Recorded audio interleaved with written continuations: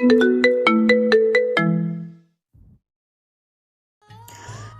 ভাইয়ের বিয়ে ঠিক হয়েছে সুন্দরী এক মেয়ের সাথে। বিষণ্ণ মন নিয়ে নদীর ধারে বসে রয়েছে রুহানিয়া। কাঁদতে কাঁদতে তার চোখ মুখ ফুলে গেছে। সবাই বলা বলি করছে মেয়ে চেনা তেনা সুন্দরী নয়, অপরূপ সুন্দরী, যাকে বলে ঠিক সেই ধাঁচের সুন্দরী। রুহানিয়া শুভ্রকে প্রচণ্ড রকমের পছন্দ করে। শুধু পছন্দ করে বললে ভুল হবে, অসম্ভব ভালোবাসে সে শুভ্রকে। বাড়ির বাদ বাকি সবাই ভীষণ খুশি এই বিয়েতে, একমাত্র রুহানিয়া ছাড়া। তার কষ্টে বুক ফেটে যাচ্ছে। রুহানিয়াকে খুঁজতে খুঁজতে নদীর পাড়ে এসেছে চৈতি। সে পিছনে দাঁড়িয়ে হাঁপাতে হাঁপাতে বলল, তুমি এখানে বসে আছো অপাই? ওদিকে বাড়ির সবাই হন্যে হয়ে তোমায় খুঁজছে। মেজাজ বিগড়িয়ে যায় রুহানিয়ার। সে ছাঁচালো সরা চৈত্রীকে ধমক দিয়ে বলে, কেন? আমায় কি দরকার? বিয়ে তো আর আমার সাথে হচ্ছে না। আমি থাকলেই কি আর না থাকলেই কি? ধমক খেয়ে চৈত্রী প্রথমে একটু ভরকালেও পরেক্ষণে নিজেকে সামলে নেয়। রুহানিয়া তার মেজ কাকার মেয়ে, অসম গুণের অধিকারী, সেই সঙ্গে খুব ভালো ছাত্রী। সে একদম ব্রাইট স্টুডেন্ট, সবার সঙ্গে কমল কণ্ঠে কথা বলে। এমনকি চৈত্রীকে সে বাকি কাজিনদের থেকে বেশি ভালোবাসে, আদরও করে। চৈত্রীরা যখনই শহর থেকে গ্রামে বেড়াতে আসে তখনই তাকে রুহানিয়ার সাথে রাতে থাকতে হয়। এতে চৈত্রীর ভীষণ ভালো লাগে। মজার মজার গল্প শোনায়। সেই রুহানিয়া আপা যে তার সঙ্গে এত খারাপ ব্যবহার করছে, এটা সত্যিই বিস্ময়কর। এর মানে গণ্ডগোল কিছু একটা আছে। সে ভয়ে ভয়ে রুহানিয়ার পাশে বসলো। ফুলে ফেঁপে ওঠা মুখটার দিকে তাকিয়ে তথস্থ কণ্ঠে জানতে চাই, তুমি কাঁদছো? হ্যাঁ, কাঁদছি। তাতে তোর কি? বাড়ি যা। চৈতে গেল না, সে বসেই রইল। খুব সাহস সঞ্চয় করে রুহানিয়ার এক হাত নিচের হাতের মুঠোয় নিয়ে বলল, ও আমায় বলো না আপাই, কি হয়েছে? চৈত্রীকে একটা কড়া ধমক দিতে গিয়েও চুপ হয়ে গেল রুহানিয়া। তার প্রচণ্ড কান্না পাচ্ছে, চিৎকার করে কাঁদতে ইচ্ছা করছে, কিন্তু সে চৈতির সামনে নিজেকে আর দুর্বল প্রমাণ করতে চাচ্ছিল না। দু হাতে চোখ মুছে উঠে দাঁড়িয়ে বলে, তুই ছোট মানুষ, বুঝবি না এত কিছু। চল বাড়ি চল। আর শোন, খবরদার বাড়ির কাউকে কিচ্ছু বলবি না। চৈতি বলতে চাইল, তুমি ভুল বলছো অপাই, আমি মোটেও ছোট নই। সামনের মাস থেকে আমিও কলেজে যাব। কলেজে পড়া একটা মেয়ে কি পিচ্ছি বাচ্চা হয় কখনো? তবে কথাগুলো আর বলা হয়ে উঠল না। প্রতিমধ্যে একটা চমৎকার বিষয় আবিষ্কার করলো চৈতি। একটু আগে কান্নাকাটি করা রুহানিয়া এখন খিলখিল করে হাসছে। না, হাসির কোনো কারণ নেই। পথে ওদের মধ্যে আর কোনো কথাই হয়নি। বাড়ির সামনে এসে অযথাই রুহানা এমন শব্দ করে হাসছে। এর আসল কারণটা কি চৈতির বোধগম্য হলো না। যদিচ সে ঘটনার মাথা মুন্ডু কোনো কিছুই স্পষ্ট অবলম্বন করতে পারেনি, তথাপি রুহানাকে হাসতে দেখে তার ভীষণ ভালো লাগছে। বাড়িতে গিয়ে দেখলো হইচই কাণ্ড। মা কাকিরা মামিরা সবাই রান্না বান্না নিয়ে ভীষণ ব্যস্ত। দুপুরের মধ্যে শুভ্র শহরের বন্ধুরা সবাই দল বেঁধে গ্রামে আসবে। ওদের খাওয়ার বন্দোবস্তই করছিল সবাই। এছাড়া গায়ে হলুদের অনুষ্ঠান আজ হবে। তাদের মধ্যে ব্যস্ততার শেষ নেই। ছোট মামি রুহানিয়া আর চৈতিকে একসাথে দেখে বললেন, এই যে মহারানী দুজন, কোথায় ঘোরাঘুরি হচ্ছে শুনি? শুভ্রর বন্ধুরা এই এলো বলে, যা গিয়ে ওদের জন্য ঘর দোরগুলো একটু পরিপাটি কর, পরিষ্কার কর। ভাইয়ের বিয়েতে হাত পা গুটিয়ে বসে থাকলে হবে? কথাগুলো এক জায়গায় স্থির হয়ে দাঁড়িয়ে বলেননি মামি। শেষের কথাগুলো ভাড়ার ঘরে যেতে যেতে বলেছিলেন। রুহানিয়া চল। বলে মেহমানদের জন্য বরাদ্দকৃত রুম গোছানোর জন্য চলে গেল। চৈত্র ভূ কুচকে এখনো দাঁড়িয়ে আছে। শুভ্র ভাইয়ের বন্ধুরা আসবে, এই জন্য সে কেন রুম গোছাতে যাবে? তার এত টাকা কিসের? ওদের কি হাত পা নেই নাকি? একদল বাচ্চা কাচ্চা দৌড়ে উঠানে এসে জড়ো হলো। ওরা দৌড়াদৌড়ি করে খেলছে। চৈতির ভালো লাগলো না। তার যদি কাজ করতে হয় তাহলে এই পিচ্চিগুলোরও করতে হবে। সে এক হাতে কোমরে রেখে একটু ভাব নিয়ে দাঁড়ালো, অন্য হাতে উঁচু করে বাচ্চাদের ইশারা করলো। ভাবখানা এমন যেন এখনই জাতির পিতা বঙ্গবন্ধুর গুণধর নাতনি চৈতি গুরুত্বপূর্ণ ভাষণ দেবে। দুঃখের বিষয় হলো বাচ্চারা ওই ইশারা খেয়ালই করলো না। সে এবার গলা খাকারি দিয়ে ডাকলো, এই আন্ডা বাচ্চার দল, এদিকে আয়। ওরা একে অপরের দিকে তাকিয়ে এগিয়ে এলো। সাদা শার্ট আর হাফ প্যান্ট পরুয়া ছোট মামার ছেলে দু হাত বগল দাবা করে দাঁড়িয়ে বলল, কি হয়েছে সুইটহার্ট, ডাকো কেন? চৈত্রী চোখ বড় বড় করে তাকায়। 6 বছর বয়সে ওর মামাতো ভাই সমুদ্র। ভাবসাব দেখলে মনে হবে বাংলাদেশের সুপারস্টার সাকিব খান। সে একটা রাম ধমক দিয়ে বলল, মার বটেনে এক চর বেয়াদব, ইচ্ছে পাকা হয়ে গেছিস না? মামাকে দেব বিচার? সমুদ্র মুখে হাত দিয়ে হাসতে হাসতে বলে, পাপা জানে আমি তোমায় পছন্দ করি।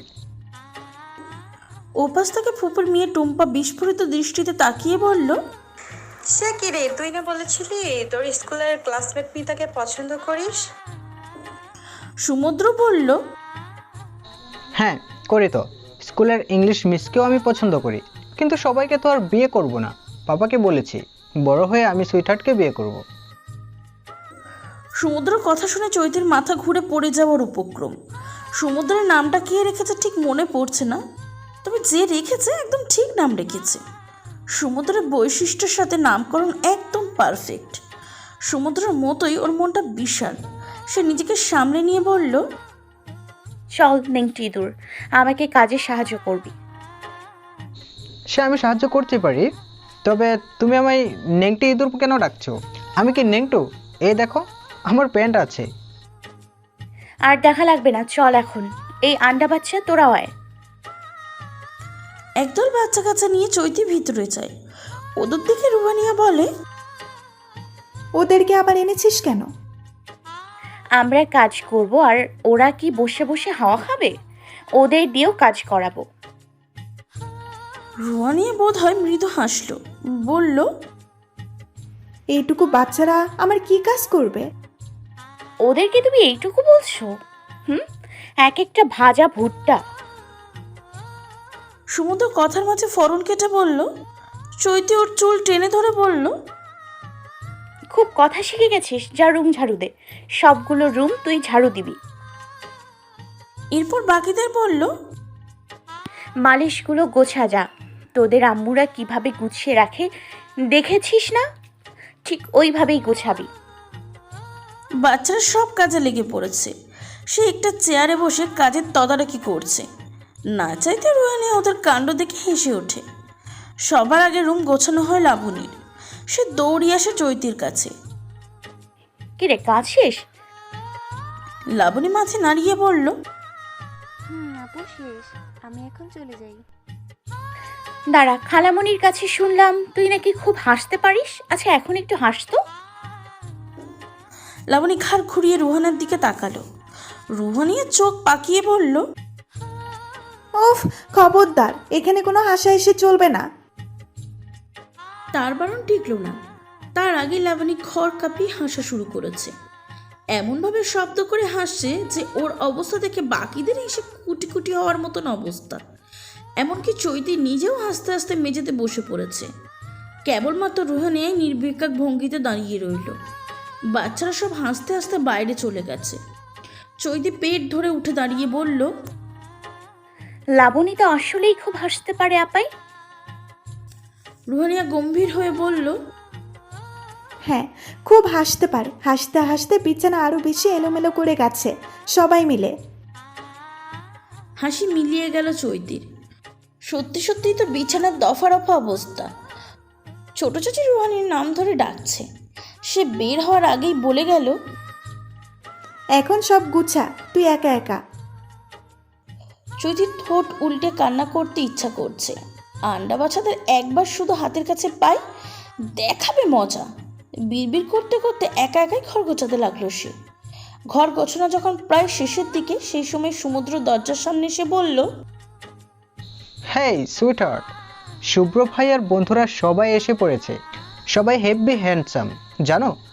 তুমি কিন্তু ওদের সামনে যেও না, ভুলে যেও না। পাপা কিন্তু বলেছে তুমি আমার বউ হবে। চৈতি বালির সাথে তেড়ে যায় সমুদ্রকে মারতে।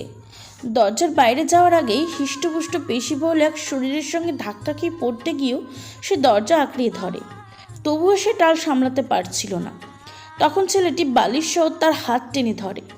এইটাতেই বড় বাচ্চা বেঁচে যায় চৈতি। পিচ্ছি বাচ্চা মানুষ, একটু দেখে শুনে চলবে তো।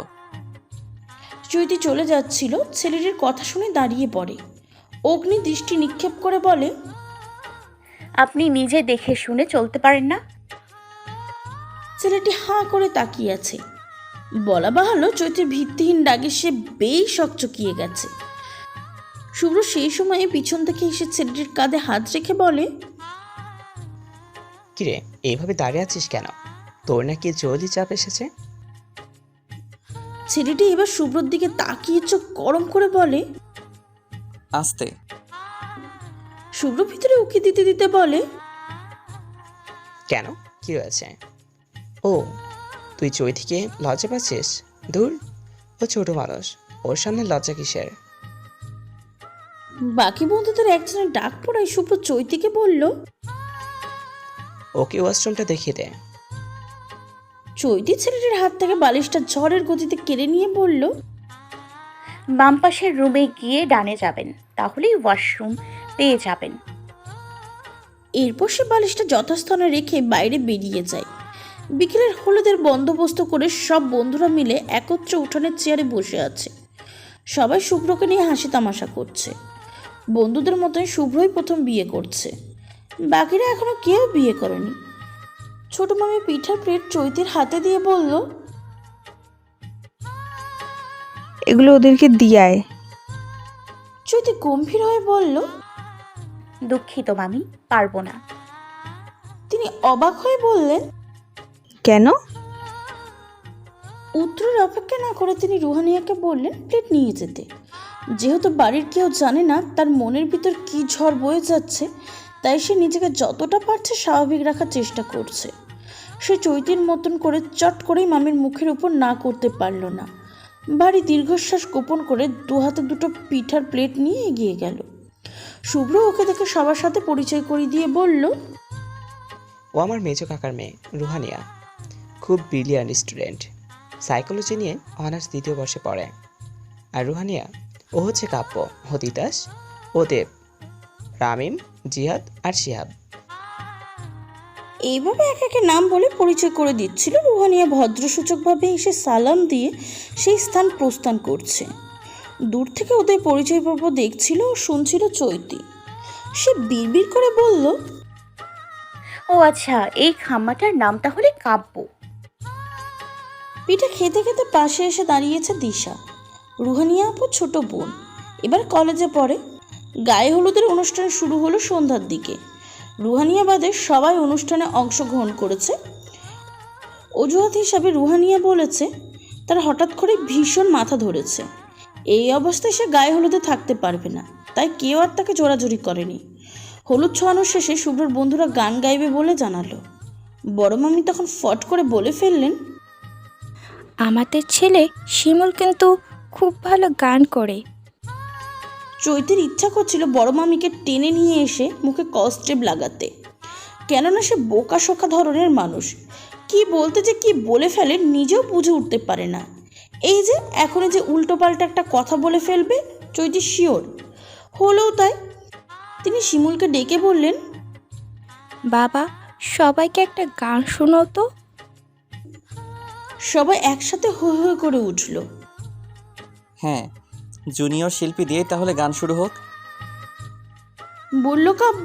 শিমুলটা হয়েছে আরও বোকা, বোকা মানব একটা, কিন্তু ভিতরে ভিতরে তার ব্যাপক শিয়ানাগিরি।